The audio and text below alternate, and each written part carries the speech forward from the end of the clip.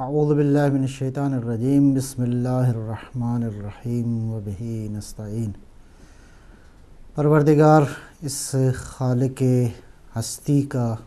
انتہائی شکر ادا کرتے ہیں اور اس کے بعد درود و سلام ان انوار طیبہ پر جو اس کائنات میں پروردگار کے فیوزات اور اس کی رحمتوں کے سبب کا سبب ہیں، اور سلام ہو آپ محترم ناظرین کی خدمت میں۔ پروگرام حدیث شناسی کے ساتھ ایک بار پھر آپ کی خدمت میں حاضر ہیں۔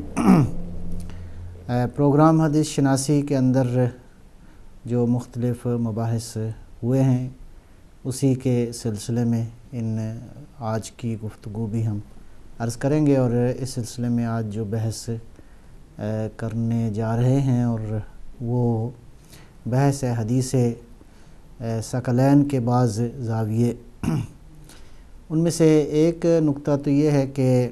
جو بنیادی بات ہے وہ یہ ہے کہ دین مقدس اسلام وہ دین جو کہ اہل زمین کے لیے، زمین کے رہنے والوں کے لیے دنیا اور آخرت کی نجات اور سعادت اور خوشبختی اور خوش سعادتی کا پیغام لے کر آیا ہے۔ انسان جو کہ ظاہر ہے کہ دو چیزوں کا مجموعہ ہے، ایک انسان کا وجود جو کہ مادی وجود ہے اور ایک انسان کی حقیقت جو کہ مادی نہیں ہے، غیر مادی ہے۔ اس اعتبار سے انسان کی ضروریات مادی بھی ہیں اور انسان کی ضروریات غیر مادی بھی ہیں۔ اس اعتبار سے انسان ان دو چیزوں کا مجموعہ ہے، اور اس زمین پہ اللہ نے، کریٹر نے، خالق ہستی نے جو انسان کو زندگی عطا فرمائی ہے، ظاہر ہے کہ اس کائنات کے بنانے والے نے اس کائنات کے ذرے ذرے کو ایک نظم، ایک پروگرام اور ایک منصوبے کے تحت جو وہ خلق فرمایا ہے، تو انسان بھی ظاہر ہے کہ اسی منصوبے کے ایک بڑے منصوبے کا حصہ ہے۔ تو اس اعتبار سے انسان جتنی دیر تک، جب تک اس زمین پہ ہے، خداوند عالم نے جس مقصد کے لیے اس انسان کو خلق فرمایا ہے، اس مقصد کی طرف ہدایت کے لیے بھی پروردگار نے انسان کو ایک کامل ضابطہ حیات جو ہے وہ عطا فرمایا، اور وہ ضابطہ حیات جو ہے خداوند عالم نے اپنی ہدایت کے نظام کے ماتحت انسان تک پہنچایا ہے، اور اسی نظام ہدایت میں اللہ تعالیٰ نے اپنی تشریعی ہدایت کا سلسلہ جو ہے وہ اس طور سے جاری فرمایا کہ خداوند عالم نے اپنی بارگاہ سے انبیاء کو، اپنے نمائندوں کو جو ہے وہ اس زمین کی طرف مبعوث فرمایا، جو کہ اللہ تعالیٰ کی ہدایت کا جو ہے وہ سلسلہ لے کر آئے۔ اور یہ جتنے بھی ہادیان برحق تھے، یہ بات بڑی اہم ہے، قابل غور ہے، قابل دقت ہے، خصوصاً اہل بیت علیہم السلام کی دی ہوئی نورانی تعلیمات کی روشنی میں، کہ کتابیں کافی نہیں تھیں۔ اللہ تعالیٰ نے کتابوں کے ساتھ ساتھ ان انسانوں کو بھیجا جو کتابوں ان الہی کتابیں صحیفوں کی شکل میں آئیں، یا جو 4 بڑی کتابیں ہیں ان کی صورت میں نازل ہوئیں۔ ان کتابوں کے ساتھ ساتھ اس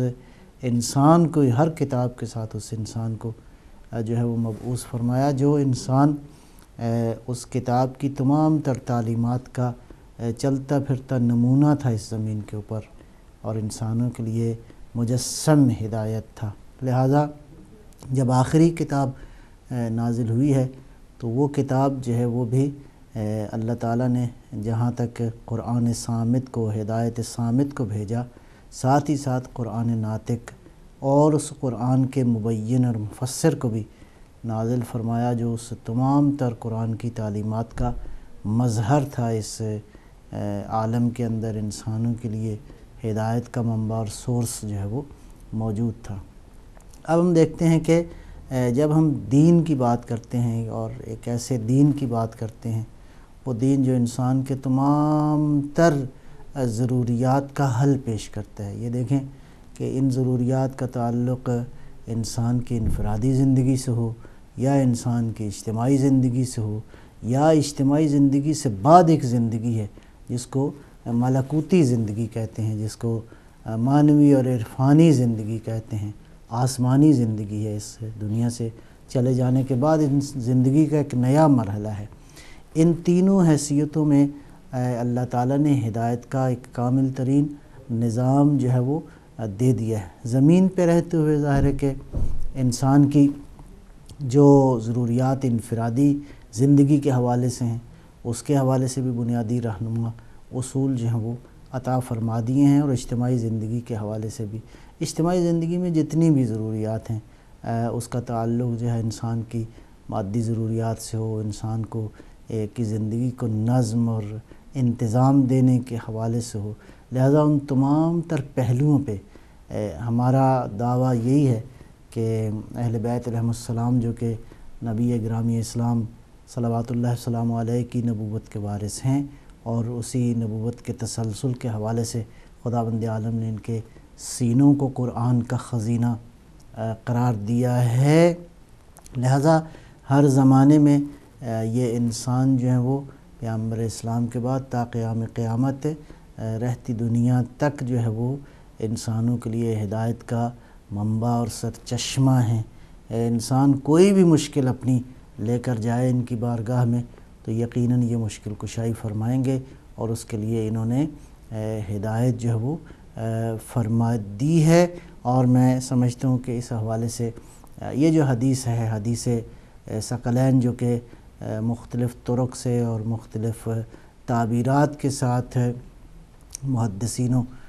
راویان احادیث نے اس حدیث کو بیان کیا ہے، اور انی تارک فیکم الثقلین کتاب اللہ و عطرتی اہل بیتی، کہ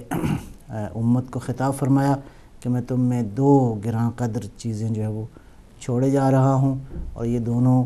گراں قدر جو ہیں وہ ایک دوسرے کے ساتھ رہیں گے یہاں تک کہ یہ دونوں حوض کوثر پہ مجھے ملیں گے۔ میں تھوڑا سا اس کی حجیت کے حوالے سے کہ یہ حدیث جو ہے کس طرح سے نبی اکرم کے بعد امت کے لیے عطرت اور کتاب جو ہے وہ رہنما ہے امت کے لیے، اس اعتبار سے اس پہ تھوڑی سی بحث کریں گے، اور انشاءاللہ اس سے جو مربوط مباحث ہیں وہ بھی آئیں گی۔ حدیث ثقلین بنیادی طور پہ متواتر احادیث میں سے ہے، اور تقریباً جو ہے وہ صاحب ابقات نے جو تفصیل بیان کی ہے اس اعتبار سے تقریباً 187 کے قریب تاریخ کے بڑے محدثین، راویان احادیث اور مؤلفین جو ہیں انہوں نے اس حدیث کو، جس میں کتاب اللہ اور عطرت کا ذکر ہے، اس کا بیان کیا ہے۔ البتہ بعض برادران اہل سنت جو ہے کتاب اللہ اور سنت پہ بحث کرتے ہیں، اس پہ بھی بحث کریں گے کہ یہ جو روایت ہے کتاب اللہ اور سنتی والی، اس کی حیثیت کیا ہے۔ کچھ تو اس پہ علمی اعتراضات ہیں، اور کچھ باتیں جو ہیں وہ یہ ہے کہ بنیادی طور پہ یہ حدیث جو ہے اس حدیث کے مقابلے میں انتہائی کمزور اور بے وزن ہے، جبکہ اس حدیث کو حتیٰ صحاح ستہ میں بھی ذکر نہیں کیا گیا، اور موطا امام مالک میں اس کا ذکر ہے، اور تعداد کے اعتبار سے یہ حدیث جو ہے وہ کمزور حدیث ہے، اور اس کے مقابلے میں کتاب اللہ اور عطرت کا جو ذکر ہے وہ زیادہ قوی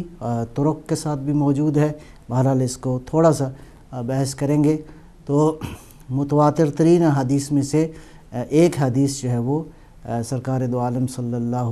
علیہ وآلہ وسلم نے ارشاد فرمایا، انی تارک فیکم الثقلین کتاب اللہ و عطرتی اہل بیتی۔ تو سب سے پہلی بحث جو مقصود ہے، ثقلین جو ہے وہ اس سے کیا مراد ہے۔ ثقلین ظاہر ہے کہ ثقل کا تثنیہ ہے، ثقل کا معنی کیا ہے، لغت میں کیا معنی ہے، اور اس کے بعد اصطلاح میں کیا معنی ہے۔ بنیادی طور پہ یہ ثقلین کی تعبیر جو ہے وہ نبی گرامی اسلام صلوات اللہ وسلامہ علیہ کی حدیث نص سے پیغمبر ہے، اور حضور ہی نے اس ثقلین کو یہ عنوان قرار دیا کہ ثقلین سے مراد جو ہے ایک اللہ کی کتاب ہے اور ایک میری عطرت ہے۔ یہاں تک کہ یہ بات جو ہے وہ اس قدر یوں حیثیت اختیار کر گئی کہ اس کو ہم حقیقت شرعیہ کے عنوان سے تسلیم کرتے ہیں کہ وہ الفاظ جو کہ لغت میں پہلے کسی اور معانی میں تھے اور شاعر مقدس نے خاص معنی جب دیا تو حتیٰ یہاں تک کہ پھر اہل لغت نے بھی اسی معنی ہی کو جو ہے وہ بیان کیا ہے۔ ثقلین کے حوالے سے بھی معاملہ کچھ اسی طرح ہے، جیسے اس کی مثال میں عرض کروں، لفظ الصلاۃ ہے، الصلاۃ لغت میں جو ہے دعا کے معانی میں ہے، لیکن شاعر مقدس نے ایک خاص عبادت اور خاص عمل کے طور پہ اس کو امت کے سامنے پیش کیا۔ نتیجتاً صلاۃ جو ہے وہ اب جب صلاۃ کہا جاتا ہے، نماز کہا جاتا ہے، تو اس سے مراد وہ لغوی معنی مراد نہیں ہے، بلکہ نبی اکرم خود بانی ہیں اس معنی کے۔ اس اعتبار سے شاعر مقدس کے یہ دیے ہوئے معانی جو ہیں امت انہی معانی کی طرف ان کے ذہن جو ہے وہ جاتے ہیں۔ تو اس میں ایک جو ہے وہ میں عرض کر رہا تھا کہ ثقل کا معنی کیا ہے، ثقل بھی کہا ہے، ثقل بھی کہا ہے۔ تو قاموس جو ہے وہ لغت کی ایک کتاب ہے، صاحب قاموس نے، اور تاج العروس بھی اسی طرح لغت کی کتاب ہے، حتیٰ لسان العرب، یہ لغت کی بڑی بڑی کتابیں ہیں عربی لغت کی، انہوں نے جو معانی لکھے ہیں وہ میں آپ کی خدمت میں عرض کرتا ہوں۔ ثقل متاع المسافر، مسافر کا جو مال و اسباب ہوتا ہے اس کو کہتے ہیں۔ اس کی جمع جو ہے وہ اثقال ہے، یا یہ بھی کہا گیا ہے کل شیء خطیر، ہر وہ چیز جو کہ بہت ہی وزین ہے، جو کہ نفیس ہے، جو بہت قیمتی ہے، اس کو بھی ثقل کہتے ہیں۔ لہو قدر و وزن، اس کی کو خاص قدر و قیمت ہو، اس کا وزن ہو، اس کا مادی وزن یا معنوی طور پہ اتنی بہترین ہو، اس کو ثقل جو ہے وہ تعبیر کیا گیا ہے۔ اسی طرح یہ جو حدیث ہے انی تارک فیکم الثقلین، کہتے ہیں کہ جعلہما ثقلین، کہ ان دونوں کو ثقلین قرار دیا گیا ہے، اللہ کی کتاب کو اور عطرت کو۔ کس لیے؟ اعظاما لقدرہما، اس لیے کہ ان دونوں کی قدر و منزلت جو ہے وہ بڑی عظیم ہے، بہت زیادہ ہے۔ تفخیما لہما، ان دونوں کی اسی عزت و عظمت کو مد نظر رکھتے ہوئے ان کو جو ہے وہ ثقلین کہا گیا ہے۔ ایک اور قول بھی یہ بھی ہے، سماہما ثقلین، ان دونوں کو ثقلین اس لیے کہا گیا ہے کتاب اللہ اور عطرت کو، لأن الاخذ بہما والعمل بہما ثقیل، اس لیے کہ ان دونوں کو اخذ کرنا اور ان پہ عمل کرنا، واقعاً ان کے دامن کو تھام لینا وہ بھی مشکل ہے۔ بہرحال یہ ظاہر ہے کہ اطاعت کا مرحلہ جو ہے وہ ثقیل ہے، سنگین ہے، بھاری ہے، اس اعتبار سے کتاب اللہ کو بھی ثقل کہا گیا ہے یا ثقل کہا گیا ہے، اور اسی طرح جو ہے وہ کیا کہتے ہیں کہ عطرت کو بھی ثقل یا ثقل جو ہے وہ کہا گیا ہے۔ تو یہ جو ہے خود یہ والی اصطلاح نبوی ہے، سرکار ختمی مرتبہ صلی اللہ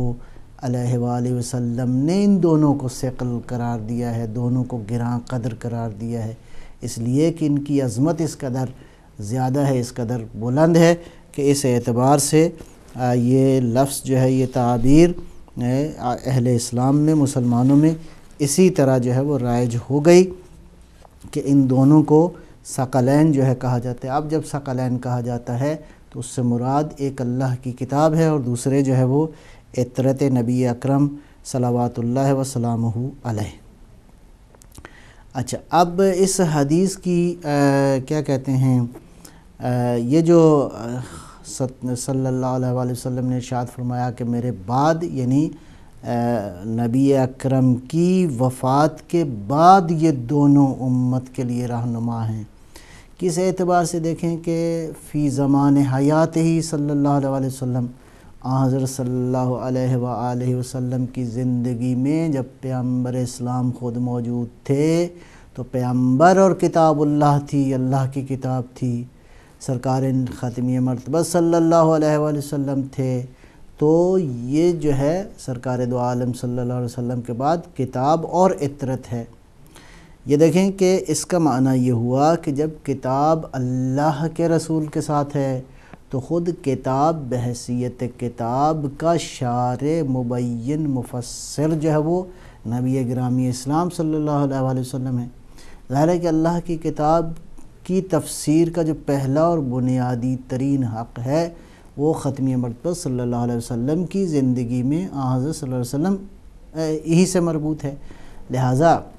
اب جب اس بات کو محور قرار دیا جائے تو کتاب اور اللہ کا رسول، اللہ کی کتاب اور اللہ کا نبی صلی اللہ علیہ وآلہ وسلم، اب یہاں معاملہ کتاب اللہ کی اطاعت کا ہے اور پیغمبر صلی اللہ علیہ وآلہ وسلم کی اطاعت کا ہے۔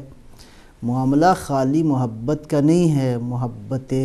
احساساتی محبت کا نہیں ہے، اگرچہ اس محبت کا معیار اطاعت نبی اکرم صلی اللہ علیہ وسلم ہے۔ یہی وہ تعبیرات ہیں جو کہ قرآن کریم نے جا بجا استعمال فرمائی ہیں، وَتُعَزِّرُوهُ وَتُوَقِّرُوهُ وَتُسَبِّحُوهُ بُكْرَةً وَأَصِيلًا۔ اصلاً اللہ کی تسبیح سے پہلے ذکر دیا ہے، سورہ فتح میں یہ ذکر ہے کہ میرے نبی کا عزت کرو، میرے نبی کا اکرام کرو، میرے نبی کی توقیر اور عزت کرو گے تو عزت نبی کے بعد تسبیح الہی ہے۔ اصلاً اللہ کی محبت تک اگر کسی نے پہنچنا ہے تو نبی گرامی اسلام صلی اللہ علیہ وآلہ وسلم کی عزت و توقیر بنیاد ہے۔ اسی لیے ارشاد فرمایا قرآن کریم نے ایک بنیادی اصول عطا فرما دیا کہ نبی صلی اللہ علیہ وآلہ وسلم کے حضور میں رہتے ہوئے جس پروٹوکول کا قرآن کریم نے ذکر فرمایا ہے وہ یہ ہے کہ پیغمبر کی بارگاہ میں تم جب جاؤ تو لا ترفعوا اصواتکم فوق صوت النبی، اصلا نبی کی بارگاہ میں اپنی آواز کو بلند نہ کرو، نبی کی عزت کرو، نبی کی توقیر کرو، نبی صلی اللہ علیہ وآلہ وسلم کے ساتھ لا تخونوا اللہ ورسولہ، اصلا پیغمبر کے ساتھ خیانت نہ کرو، ولا تقدموا بین یدی اللہ ورسولہ، پیغمبر اسلام سے آگے بڑھنے کی کوشش نہ کرو، اور حتیٰ یہاں تک کہ ولا تجہروا لہ بالقول، اصلاً اب بلند آواز سے، آواز جہر کے ساتھ پیغمبر کی بارگاہ میں جو ہے وہ کلام مت کرو۔ اگر پیغمبر کی بارگاہ میں کسی نے بلند آواز سے گفتگو کی ان تحبط اعمالکم، اور تمہارے سارے کے سارے اعمال ضائع ہو جائیں گے۔ دیکھیں کہ یہ ساری چیزیں آپس میں مربوط ہیں۔ نبی اکرم صلی اللہ علیہ وآلہ وسلم کی اطاعت اور ادب اور محبت جو ہے یہ بالکل ایک دوسرے کے ساتھ ملا ہوا ہے۔ ایسا نہیں ہے کہ ایک شخص پیغمبر اسلام کی اطاعت کرے اور آداب کا خیال نہ رکھے۔ عشق مصطفیٰ کا تعلق اطاعت مصطفیٰ سے ہے، اور اطاعت مصطفیٰ کا تعلق عشق مصطفیٰ، اور عشق مصطفیٰ جو ہے آداب ہیں سرکار ختمی مرتبہ صلی اللہ علیہ وسلم کی بارگاہ اور حضور میں، اور اس کے بعد اللہ کی اطاعت ہے۔ اللہ کی اطاعت کا راستہ یہ ہے، عشق مصطفیٰ ہے، اطاعت مصطفیٰ ہے، اطاعت مصطفیٰ اور عشق مصطفیٰ کے نتیجے میں اللہ کی اطاعت ہے، اور اللہ کی اطاعت کا راستہ بالکل یہی ہے، اور بالکل صاف ستھرا راستہ ہے۔ ایک شخص ممکن ہے 100 سال یا اس سے زیادہ اطاعت خدا کرے، اللہ کی بندگی کرے، اللہ کا ذکر کرے، لیکن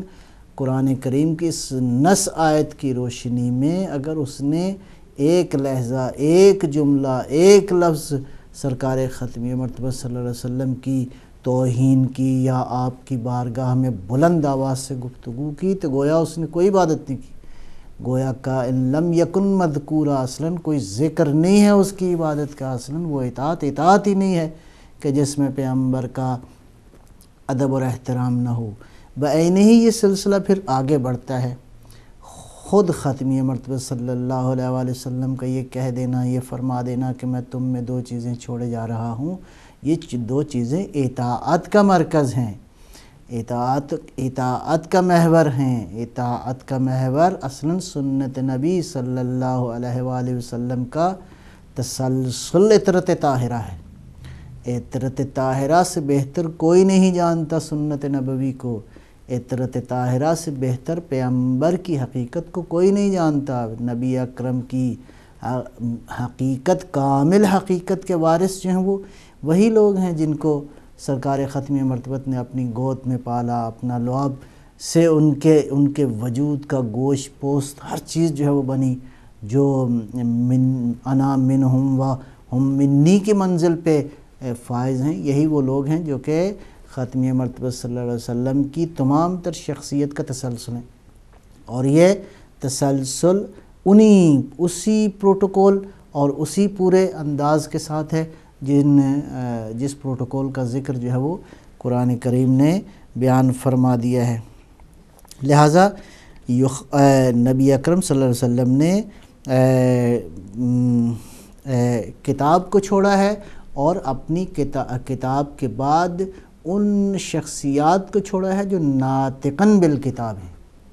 نبی اکرم صلی اللہ علیہ وآلہ وسلم کے ہوتے ہوئے کتاب کا مبین اور مفسر، کتاب جو ہے وہ کتاب بنیادی طور پہ ہوئی کہ کتاب صامت ہے، قرآن صامت ہے۔ پیغمبر اکرم صلی اللہ علیہ وآلہ وسلم کے ہوتے ہوئے پیغمبر کی ذات قرآن ناطق ہے۔ لیبین للناس، اے میرا حبیب، یہ ذکر، یہ کتاب ہم نے آپ کی طرف نازل کی ہے لتبین للناس، تاکہ آپ لوگوں کے لیے اس کتاب کو بیان فرمائیں۔ لہٰذا خود کتاب براہ راست ہادی نہیں ہے، اس کا شارع، اس کا مفسر اللہ تعالیٰ نے ہر کتاب کے ساتھ نازل فرمایا ہے۔ لہٰذا جہاں کتاب منبع ہدایت ہے، در حقیقت وہ ہستی، وہ شخصیت جو کتاب کے ساتھ آئی ہے اور کتاب کی تمام تر حقیقتوں سے آگاہ ہے، تمام تر کتاب کے اسرار سے آگاہ ہے، اللہ کے علوم کا خزانہ اور اس کا سینہ جو ہے علم الہی کا خزینہ ہے، اس بات کو سمجھنے کی ضرورت ہے کہ کتاب کافی نہیں ہے۔ اگر کتاب کافی ہوتی تو 1,24,000 انبیاء کو بھیجنے کی ضرورت نہیں تھی، اللہ تعالیٰ کسی ذریعے سے انسانوں تک ان صحیفوں کو، ان کتابوں کو پہنچا دیتا۔ نہیں، کتاب کافی ہوتی تو ان یونیورسٹیوں کی، ان اساتذہ کی ضرورت نہیں تھی۔ اصلاً نظام تعلیم درہم برہم ہو جاتا ہے۔ یہ تینوں چیزیں ضروری ہیں، استاد ضروری ہے کسی بھی کامل ترین نظام تعلیم کے لیے، ظاہر ہے کہ یہ بنیادی تین جو ہیں وہ رکن ہیں۔ معلم ضروری ہے، متعلم ضروری ہے، نصاب تعلیم ضروری ہے۔ نصاب تعلیم ہو اور کریکلم ہو، کتاب موجود ہو، شاگرد موجود ہو، تو پڑھانے والا کون ہو؟ نہیں، پڑھانے والے کے بغیر یہ نظام تعلیم مکمل نہیں ہوتا۔ یہ بڑی ساری یونیورسٹیاں خالی ہو جائیں کہ ہم نے کتابیں چھاپ دی ہیں، لوگ پڑھ لیں، نہیں، بالکل بنیادی سادہ سا اصول ہے۔ لہٰذا جب تک یہ کتاب موجود ہے، ایک معلم کتاب، ایک ناطق قرآن کی ضرورت ہے، وہ جو قرآن کریم کی حقیقتوں سے آگاہ ہو۔ کس طرح آگاہ ہو؟ جس طرح سرکار دو عالم صلی اللہ علیہ وآلہ وسلم جو ہے وہ قرآن کریم کی حقیقتوں سے آگاہ ہیں، اور یہ وہی ہو سکتے ہیں جنہوں نے انسانوں سے نہ پڑھا ہو بلکہ اسی عالم سے پڑھا ہو۔ لہٰذا یہی وجہ ہے کہ سرکار دو عالم صلی اللہ علیہ وآلہ وسلم اور آپ کے بعد جو آپ کے جانشینان ہیں وہی ناطق قرآن ہیں۔ آپ کے ہوتے ہوئے آپ ہیں، اور آپ کے بعد ارشاد فرمایا کہ میرے بعد جو ہیں وہ ناطق بالقرآن جو ہیں وہ میری عطرت طاہرہ ہیں۔ لہٰذا اس خصوصیت کا یہ ذکر کرنا کہ قرآن کی تمام تر حقیقتوں سے جو ہے وہ عطرت آگاہ ہے، میں ایک آدھ قول امیر المومنین علی ابن ابی طالب علیہ السلام سے ایک قول موجود ہے نہج البلاغہ میں، ارشاد فرمایا قرآن کریم کے بارے میں، النور المقتدی بہ ذالک القرآن، وہ نور الہی جس کی اطاعت کی جانی چاہیے، جس کو مقتدا ہونا چاہیے، وہ قرآن کریم ہے۔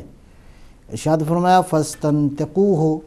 بس اس سے کلام کرو، اس سے نطق کرو، اس سے گفتگو کرو، اس لیے کہ یہ حی و قیوم کی کتاب ہے، یہ کلام کرتی ہے، یہ گفتگو کرتی ہے۔ اور آیا ہر شخص اس سے گفتگو کر سکتا ہے؟ البتہ ایک بات ہم اپنی، اور یہ بات واضح بھی ہے، علماء بھی کرتے ہیں، ہم نے بھی اس پروگراموں میں آپ کی خدمت میں یہ بات کی ہے کہ قرآن کریم کے مدارج ہیں۔ پہلا درجہ وہی اللہ کی یہ کتاب، اس کے لفظ ہیں جو کہ لفظوں کی شکل میں اس وقت موجود ہے، پھر اگلا مرحلہ اس کے معانی ہیں، اس کے بعد پھر اس کی تفسیر ہے، اس کی تعویل ہے، اس کے اسرار ہیں، اس کے بواطن ہیں، اس کے حقائق ہیں، اور حقیقتوں میں سب سے آخری منزل جو ہے وہ قرآن کریم کی جو سب سے آخری حقیقت ہے وہ وہی ہے، ام الکتاب ہے۔ یہ درجہ بے درجہ ہے، اور ہر مرحلے میں یہ قرآن کریم جو ہے نور ہے، ہدایت ہے۔ اب اس کا مطلب ہے جس مرحلے پہ جو انسان قرآن کریم سے وابستہ ہو جائے گا وہ اس کی حقیقت سے اور اس کی نورانیت سے استفادہ کرے گا۔ جیسے جیسے ظرفیت میں اضافہ ہوتا جائے گا قرآن کی نورانیت سے اتنا ہی استفادہ ہوگا۔ اب جو ظاہری الفاظ ہیں ان تک تو امت مربوط ہے، ان تک تو بہرحال لوگوں نے سعی و کوشش کی ہے، مسلسل صدیوں سے قرآن کریم کی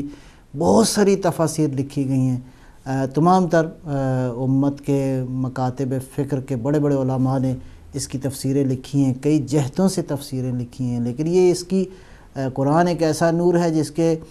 اوپر جتنا بھی اس کی گہرائی میں چلتے جائیں گے تو یہ ایک ایسا بحر بے کراں ہے جس کے کنارے کو انسان نہیں پا سکتا۔ خداوند عالم کے علم کا اتنا بڑا یہ نور ہے۔ ارشاد فرمایا علی ابن ابی طالب علیہ السلام نے النور المقتدی بہ ذالک القرآن، وہ جو کہ نور جس کی اقتداء کی جانی چاہیے وہ قرآن ہے، فاستنطقوہ، پس سے اس سے نطق کرو، اس سے کلام کرو، اس لیے کہ جو زندہ چیز ہے اس سے کلام کیا جا سکتا ہے۔ وَلَن يَنطِق، سبحان اللہ۔ ارشاد فرمایا اور ہرگز اس سے کلام کرنا ممکن نہیں ہے تمہارے لیے، اور وَلَن يَنطِق وَلَكِنْ أُخْبِرُكُمْ عَنْهُ، یہ قرآن کریم سے نطق کون کرے گا؟ قرآن کریم سے نطق کرنے کے آداب کے ہیں، قرآن کریم کی نورانیت سے استفادہ کون کرے گا، کس سطح کا کیا جا سکتا ہے؟ فرمایا یہ علی ابن ابی طالب میں ہوں جو تمہیں خبر دوں گا کہ نطق قرآن سے کرنے کے آداب کیا ہیں، قرآن کریم کے بحر ذخار سے موتی چننے کے اصول کیا ہیں، قرآن کریم کی حقیقتوں کو آشکار کرنا اور ان حقیقتوں کے مشاہدے کا طریقہ کیا ہے، علی ابن ابی طالب بتائیں گے، اس لیے کہ قرآن کی ساری حقیقت علی کے سینے میں ہے۔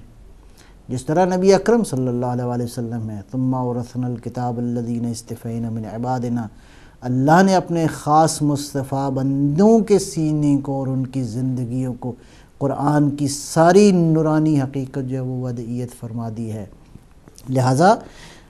یہ جو آگے پھر بات بیان کی جا رہی ہے یہ بات قابل غور ہے کہ قرآن کریم کی وہ جو باطنی حقیقتیں ہیں، قرآن کریم کے اندر جو پوشیدہ علوم ہیں وہ علی ابن ابی طالب بیان کریں گے۔ ہاں ممکن ہے ظاہری الفاظ تک ان امت کی رسائی ہو، ممکن ہے لغت کے ذریعے اور الفاظ اور تفسیروں کے حوالے سے بہت سارے علمی نکات جو ہیں وہ امت نے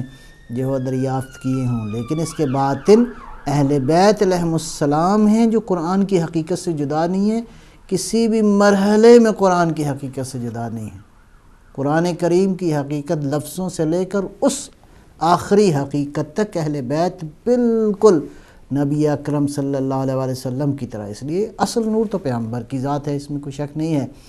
اصل حقیقت پیغمبر کی ذات ہے، یہ پیغمبر ہی کی نورانی کرنے ہیں علی ابن ابی طالب کی شکل میں، حضرت زہرا سلام اللہ علیہا کی شکل میں، حضرت امام حسن مجتبیٰ علیہ السلام کی صورت میں، یا باقی ائمہ خدا علیہم السلام جو کہ نسل زہرا سے ہیں اور نسل امیر المومنین سے ہیں، یہ باقی سارے ائمہ ان کی نورانی حقیقت وہی، یعنی یہ نورانی کرنے ہیں مصطفیٰ کی، لہٰذا ان کی نورانیت اور قرآن کی نورانیت ایک ہے اصلاً ہر جگہ پہ، لن یفترقا، اصلاً ان میں کوئی جدائی نہیں ہے، یعنی ان کی نورانی حقیقت میں کوئی جدائی نہیں ہے۔ اور یہ خطاب علی فرماتے ہیں وَلَكِنْ أُخْبِرُكُمْ عَنْهُ، لیکن میں ہوں جو تمہیں بیان کروں گا کہ قرآن سے نطق کیسے کرنا ہے، کلام قرآن کریم سے کلام کیا کرنا ہے۔ إِنَّ فِيهِ عِلْمُ مَا مَضَى، اس کے اندر ماضی کا سارا علم موجود ہے، وَعِلْمُ مَا يَأْتِي، اس کے اندر مستقبل کا سارا علم موجود ہے، الی یوم القیامہ، قیامت تک کا سارا علم موجود ہے۔ اب یہ گتھیاں کون سلجھا سکتا ہے؟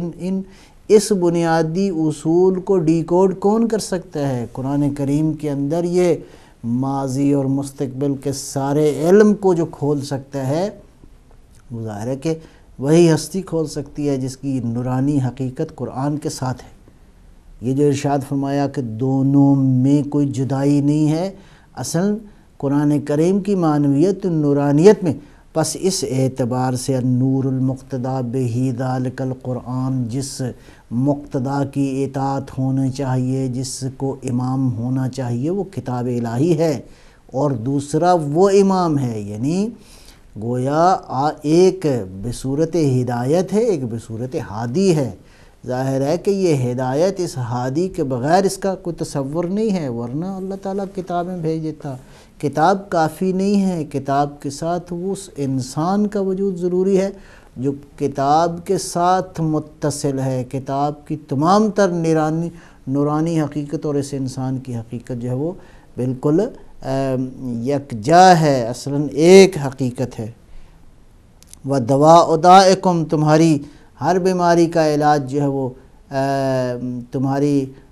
تمام تر معاشرتی بیماریوں اور مشکلات کا حل جو ہے اس کتاب کے اندر موجود ہے۔ وَنَظْمُ مَا بَيْنَكُمْ، اصل قرآن جو ہے اس کے اندر جو تعلیمات موجود ہیں وہ تمہاری زندگی میں نظم دیتی ہیں، لہٰذا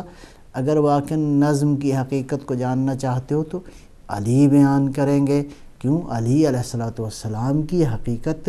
پیغمبر نے ارشاد فرمایا انی تارک فیکم الثقلین، میں تم میں دو چیزیں گراں قدر چیزیں چھوڑے جا رہا ہوں، ان میں ہرگز جدائی نہیں ہے۔ یہ دونوں اکٹھے ہوں گے حوض کوثر پہ، سرکار دو عالم صلی اللہ علیہ وآلہ وسلم کی بارگاہ میں حاضر ہوں گے۔ اور اس کا مطلب یہ ہے کہ قرآن کریم کی تمام تر نورانی حقیقت کو جاننے کے لیے ایک ایسے ناطق قرآن کی ضرورت ہے، جس طرح خود سرکار دو عالم صلی اللہ علیہ وسلم ناطق قرآن ہے۔ اللہ نے ناطق قرآن بنا کر بھیجا ہے پیغمبر کی ذات اطہر کو۔ قرآن کریم کی تمام تر نورانی حقیقت سے سرکار دو عالم صلی اللہ علیہ وسلم جو ہے وہ آگاہ ہیں۔ ارشاد فرمایا امیر المومنین علیہ السلام نے وَبَيَانُ مَا أَصْبَحْتُمْ فِيهِ تَخْتَلِفُونَ فَلَوْ سَأَلْتُمُونِي عَنْهُ لَأَخْبَرْتُكُمْ عَنْهُ لَإِنِّي أَعْلَمُكُمْ۔ اللہ اکبر۔ اس کے اندر تمہارے جتنے بھی معاملات ہیں، تمہارے تمام تر مشکلات کا علاج جو ہے، اور اگر کوئی بھی سوال کرو گے میں تمہیں جواب دوں گا، اس لیے کہ تم میں قرآن سے سب سے زیادہ آگاہ جو ہے وہ میں ہوں۔ یہ بات قابل غور ہے۔ تمام تر دینی معارف کے بارے میں اور دین کی تمام تر تعلیمات کے عنوان سے، قرآن کریم کی تمام تر حقیقت سے اعلم ترین شخصیت اس کائنات میں کون ہے؟ پہلی شخصیت تو وہی ہے جس کے سینہ مبارک پہ اللہ نے اس قرآن کو نازل کیا۔ اعلم البشر، اعلم الانسان، اعلم انسانیت جو ہے، جو اس کائنات کے اندر دین کی تمام تر حقیقت کو سب سے زیادہ بہتر جانتا ہے،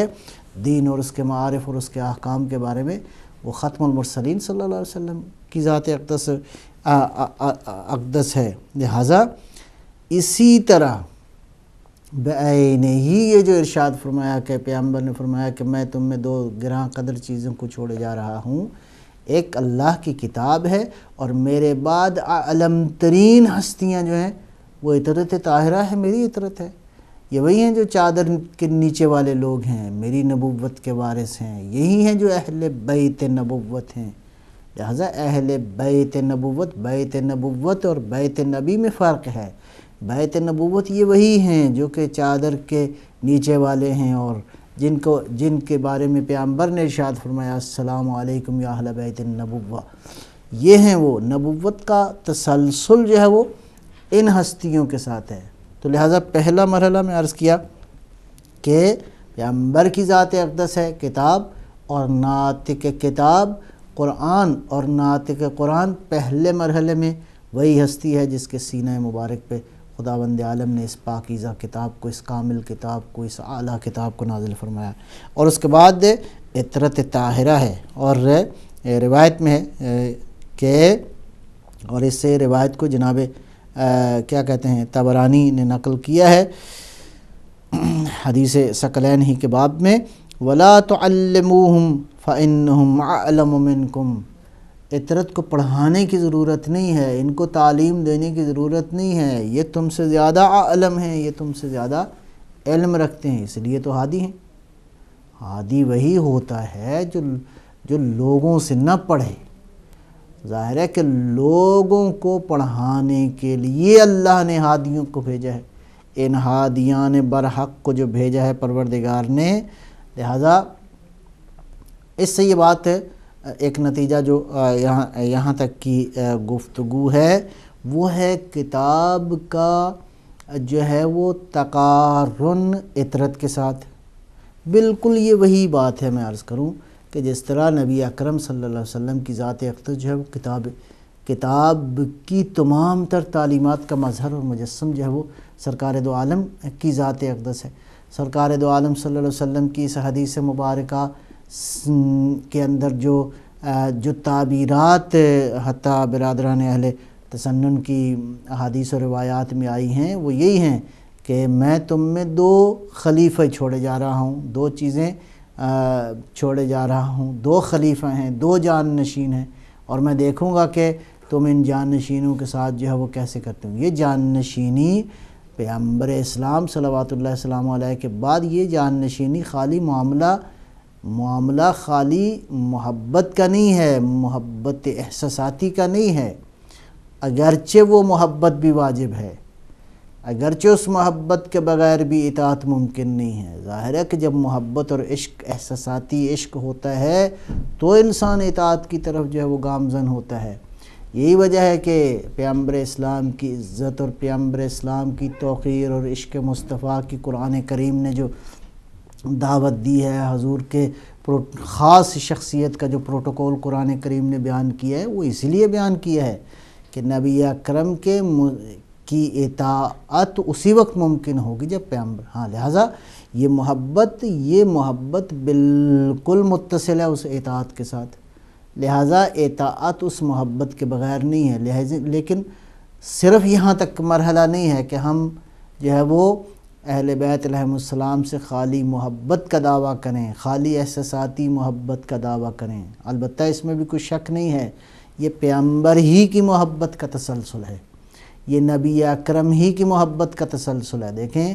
کہ اللہ کے نبی کی اطاعت اس محبت کی بنیاد کے اوپر ہے، اور اس کے بعد پیغمبر کے بعد اگر ہم اطاعت کرنا چاہیں گے تو اللہ کے حکم کے تحت حضور نے یہ ارشاد فرما دیا، بسم اللہ الرحمن الرحیم، قل لا اسألکم علیہ اجرا الا المودۃ فی القربى۔ اصلا ان اقربا کی مودت وہی مودت مصطفیٰ کا تسلسل ہے، عشق مصطفیٰ کا تسلسل ہے۔ یہ عشق پیدا ہوگا تو اطاعت ہوگی، جیسے جیسے عشق بڑھتا جائے گا ویسے ویسے اطاعت بھی بڑھتی جائے گی۔ لہٰذا نبی اکرم صلوات اللہ السلام علیہ کے یہ 2 خلیفہ جو ہیں، یہ معاملہ خالی جو ہے وہ محبت کا نہیں ہے بلکہ اتباع کا ہے، اور اس سے کوئی جو ہے وہ گریز بھی نہیں ہے، اس سے بچا بھی نہیں جا سکتا۔ لہٰذا دین میں مرجع کون ہوگا پیغمبر کے بعد؟ اطرت ہے۔ نبی اکرم صلوات اللہ السلام علیہ کے ہوتے ہوئے حضور کی ذات اقدس ہے مرجع دین، مرجع احکام، مرجع معارف، مرجع علم، ہر چیز میں معاملہ مرجعیت کا ہے، معاملہ رجوع کا ہے کہ ہم تمام تر اپنی مشکلات کے لیے نبی اکرم صلی اللہ علیہ وسلم کے ساتھ خالی عشق تو کافی نہیں ہے۔ ظاہر ہے کہ جب ہم اپنی مشکلات کو حل کرنا چاہتے ہیں تو ان مشکلات کے حل کے لیے پہلا مرحلہ وہی عشق ہے، عشق کے ساتھ ساتھ یہ اطاعت جو ہے وہ پیدا ہو۔ تو لہٰذا اس اعتبار سے کہ حضور کی ذات جو کہ دائر مدار حق ہے، آپ کے بعد حق کا معیار وہی ہستی ہیں جن کو ہم اطرت کہتے ہیں۔ علی بن ابی طالب علیہ السلام اس میں جو ہے وہ پہلی شخصیت ہیں، الحق مع علی والعلی مع الحق، حق کی کسوٹی جو ہے وہ علی بن ابی طالب علیہ السلام کی ذات ہے۔ یا ارشاد فرمایا مثلا فرض کریں کہ الحسن والحسین امامان، یہ ہر شکل میں امام ہیں۔ پیغمبر کی یہ حدیثیں یہ سادہ مطالب نہیں ہیں، ہر صورت میں رہبر امت ہیں، ہر صورت میں امت کے رہبر ہیں، جو بھی عمل انجام دیں۔ کیوں؟ پیغمبر اکرم کی یہ حدیث بتاتی ہے، یہ حدیثیں ساری بتاتی ہیں کہ ان کی زندگیاں اللہ کی اطاعت اور اس کی مشیت کے سانچے میں اس طرح ڈھلی ہوئی ہیں کہ ان کی اطاعت خاصی فرد کی اطاعت نہیں ہے، اس سسٹم کی اطاعت ہے۔ در حقیقت اطاعت الہیہ کا تسلسل ہے۔ یہ تھوڑی ہے کہ حضور سرکار دو عالم صلی اللہ علیہ وآلہ وسلم کی ذات اقدس کی اطاعت ایک فرد کی اطاعت ہے،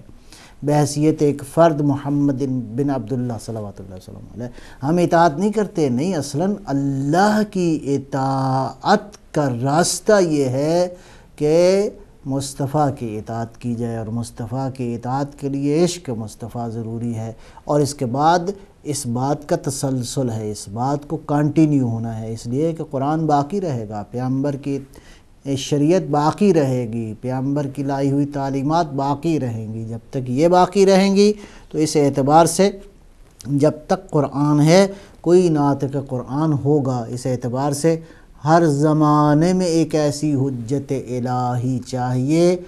وہ حجت پیغمبر صلی اللہ علیہ وآلہ وسلم کا جانشین ہو، کوئی نئی نبوت نہ لایا ہو بلکہ اسی نبوت کے تابع ہو، اور اسی نبوت کے اعتبار سے حجت الہی ہو اس زمین کے اوپر۔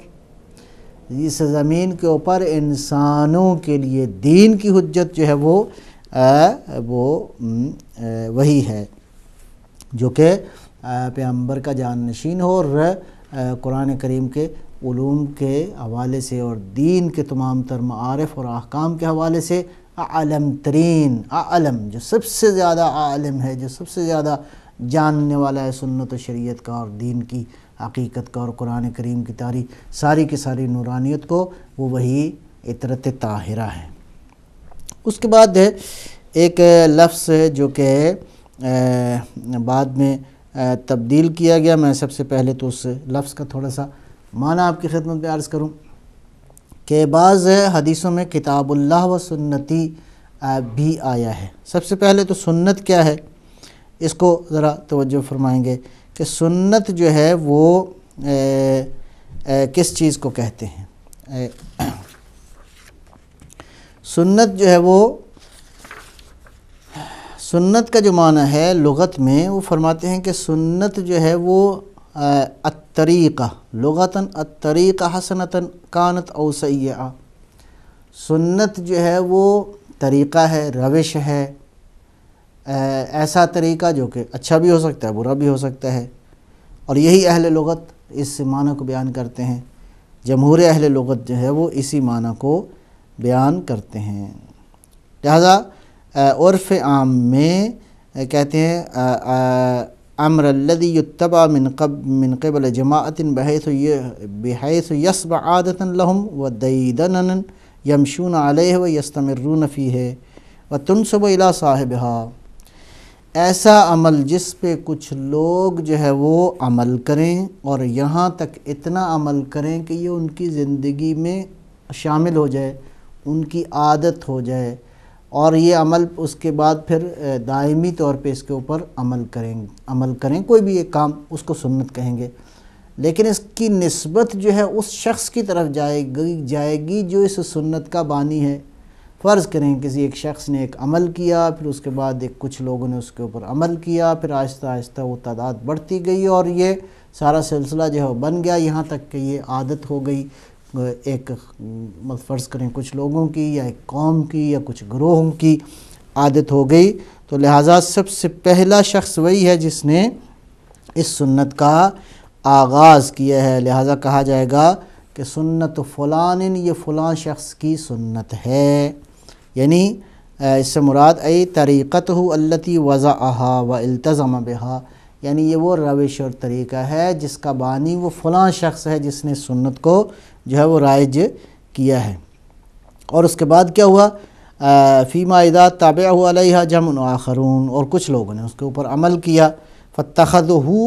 فاتخذوہ مثالا یداومون علی طریقۃ عملہ، اور اس کے بعد پھر انہوں نے اسی طریقے کے اوپر عمل کیا یہاں تک کہ یہ دائمی طور پہ جو ہے وہ اس پہ رائج ہو گئی یہ بات۔ لہٰذا اس شخص کو کہیں گے کہ یہ اس سنت کا امام ہے، اور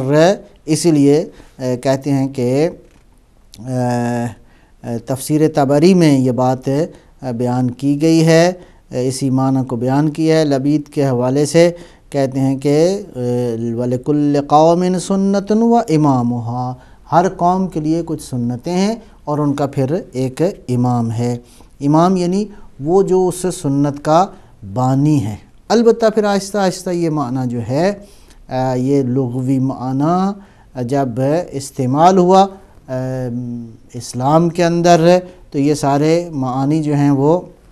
بعض نے، البتہ یہاں پہ عرض کروں کہ کہتے ہیں کہ اس کا ایک معنی جو ہے وہ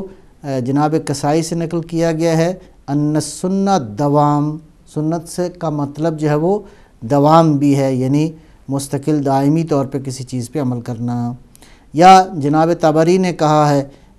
السنت ہی المثال المتبع، کہ سنت یعنی وہ مثال یا وہ عمل ہے جس پہ لوگ جو ہے اس کی اتباع کرتے ہیں۔ یہ سارے لغوی معنی جو ہیں اس کے اندر ایک مفہوم تو جو ہے وہ پایا جاتا ہے، وہ کیا ہے؟ ان للسنت نوع من الاستمرار والشیوع والالتزام الدائم اتباعا لمثال، کہ بہرحال اس سے ایک معنی تو سمجھ میں آتا ہے کہ کوئی عمل ایسا ہے جس پہ لوگ بہت بڑی تعداد میں، شیوع یعنی ایک بڑی تعداد میں جو ہے وہ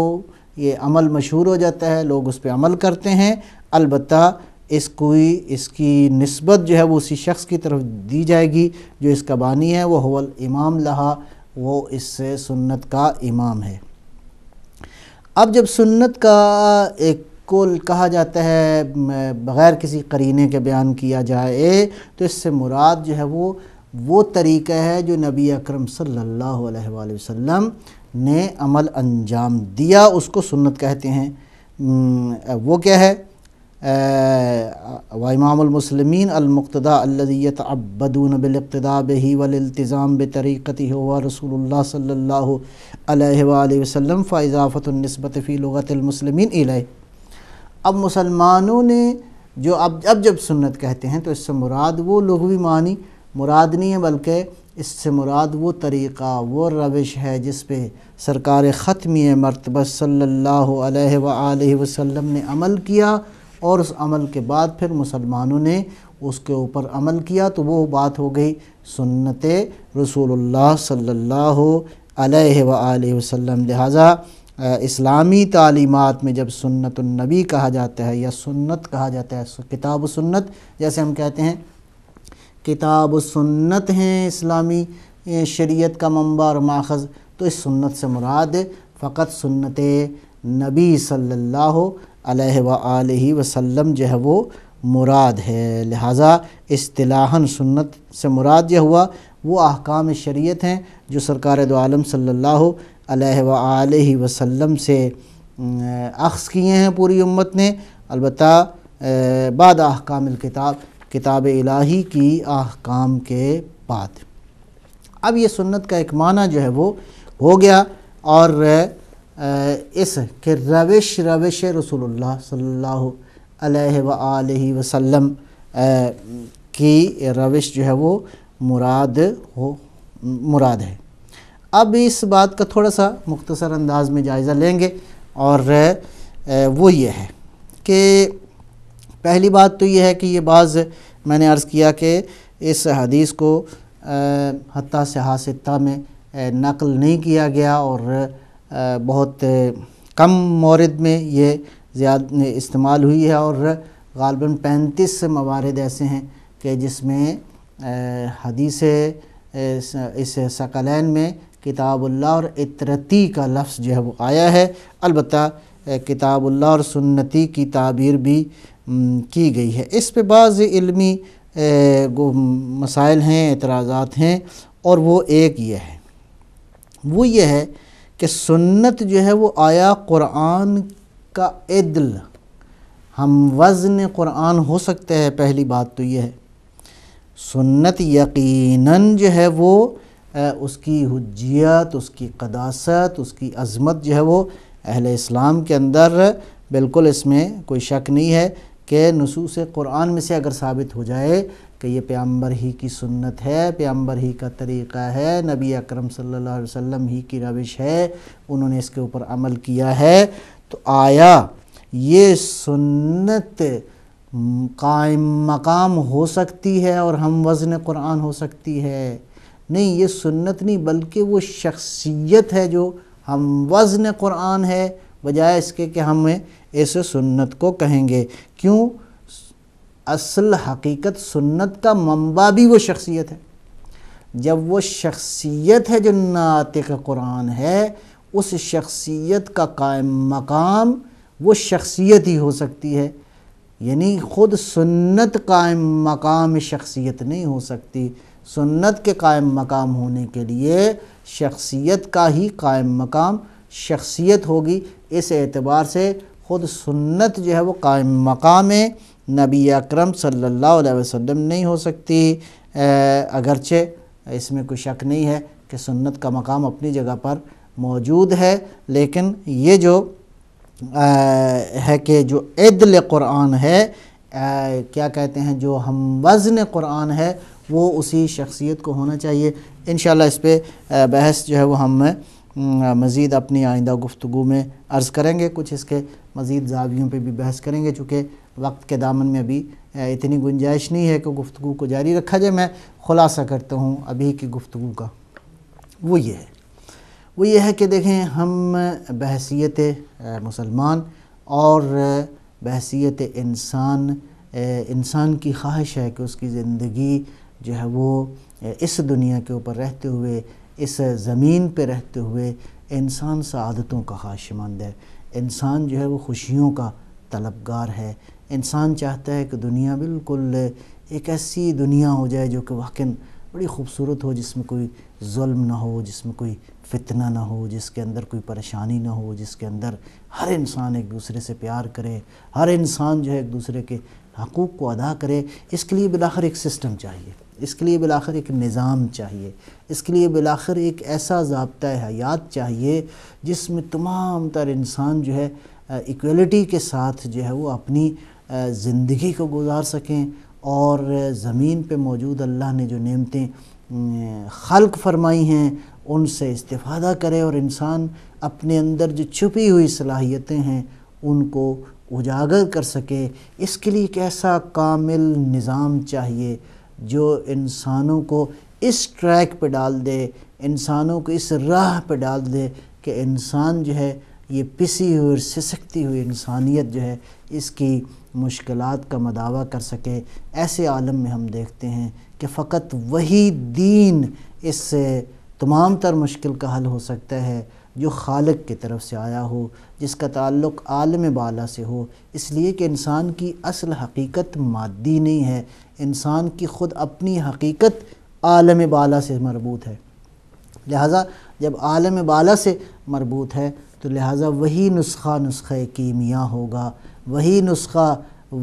کامل ترین ہوگا، اور وہی نسخہ اس حیات کے لیے پرثمر اور ثمرآور ہوگا، جس کا تعلق آسمانوں سے ہے، جس کا تعلق عالم بالا سے ہے۔ اور وہ کون لے کے آیا ہے یہ نسخہ؟ ظاہر ہے کہ اس کو بھیجنے والا وہی ہے جو اس کائنات کا خالق ہے۔ اس نے اپنے خزانہ غیب سے ان برگزیدہ انسانوں کو بھیجا، مبعوث فرمایا، جس میں سب سے بڑی ہستی ہمارے آقا و مولا سرکار ختمی مرتبت صلی اللہ علیہ وآلہ وسلم کی ذات اقدس ہے، جو نبی الانبیاء ہے، جو نبی المرسلین ہے، جو رسول المرسلین ہے، جو کائنات کی ہدایت اور نور کا محور ہے۔ ضرورت ہے کہ انشاءاللہ اسی نسخہ کیمیا کی تفسیر کی جائے، اور ہم یہ دعویٰ کرتے ہیں، اور انشاءاللہ یہ بالکل پورے زور اور بباغ دہل یہ دعویٰ موجود ہے کہ قرآن کریم کی دین کی وہ قراءت جو اطرت نے کی ہے وہی نسخہ کیمیا ہے۔ انسانی زندگی کے لیے کامل ترین ضابطہ وہی ہے، اور انسانوں کو تمام تر مصیبتوں سے نجات یہی نسخہ دلا سکتا ہے۔ اہل بیت علیہم السلام ہی کی اطاعت اور محبت جو ہے وہ نبی اکرم کی اطاعت اور محبت کا تسلسل ہے، اور یہی ہے انشاءاللہ کہ آپ ہی کی اطرت طاہرہ سے وہ آخری نمائندہ الہی آئے گا، اور انشاءاللہ انسان کی تمام تر مشکلات کا مداوع کرے گا۔ انشاءاللہ پروردگار ہمیں اس آخری ہادی برحق کی کہ صحیح انتظار کرنے والوں میں سے قرار دے، اور انشاءاللہ اللہ کی بارگاہ میں یہ دعا ہے کہ پروردگار ہماری دنیا اور آخرت کو اہل بیت علیہم السلام کے عشق سے نورانی فرمائے۔ اور اسی دعا کے ساتھ آپ کی خدمت سے آج کے اس پروگرام سے اجازت چاہتے ہیں۔ انشاءاللہ آئندہ پروگرام میں ملاقات ہوگی، تب تک کے لیے اجازت دیجیے۔ والسلام علیکم ورحمۃ اللہ وبرکاتہ۔